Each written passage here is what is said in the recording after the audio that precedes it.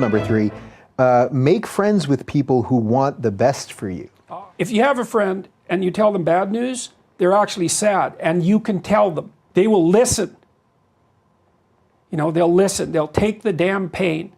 And they won't tell you about some worse thing that happened to them, defensively, say. Or they won't secretly be happy that you got knocked off your pedestal, you know. They'll listen.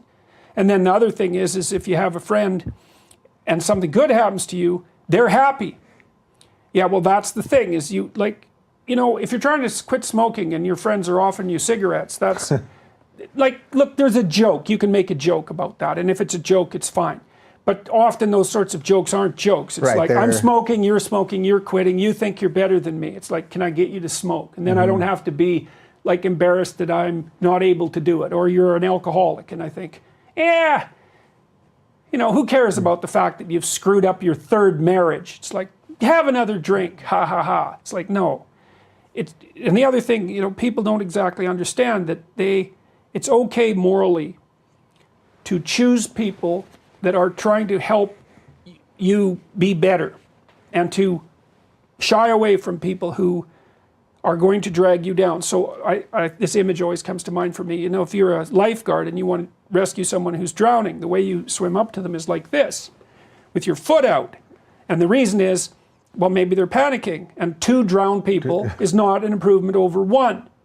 So, you know, you don't have you're not morally obliged to go down with someone else's ship. Now you think that's pretty harsh and pretty rude. You can't abandon a friend in need. That's not what I'm saying. I'm saying that it is appropriate for you to look at your social surround and to make decisions. If you have a person who's hurting you and who won't quit and who's pulling you down, it's like, you don't have to, that is not necessary.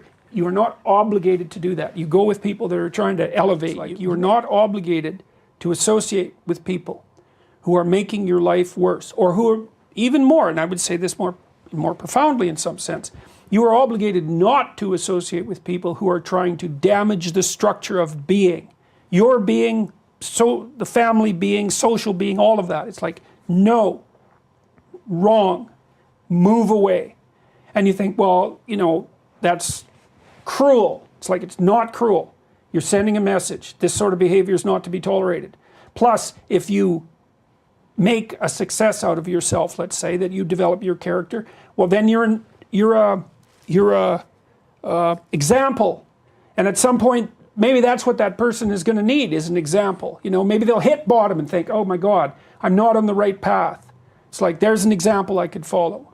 So, and you can't justify it by compassion, because often that's an excuse too. It's like, I'm hanging around with my drug addict, alcoholic friends because I want to help them. It's like, really, is that right? Maybe, probably not though. You're not a saint, probably. Maybe you are. Yeah. But it's unlikely.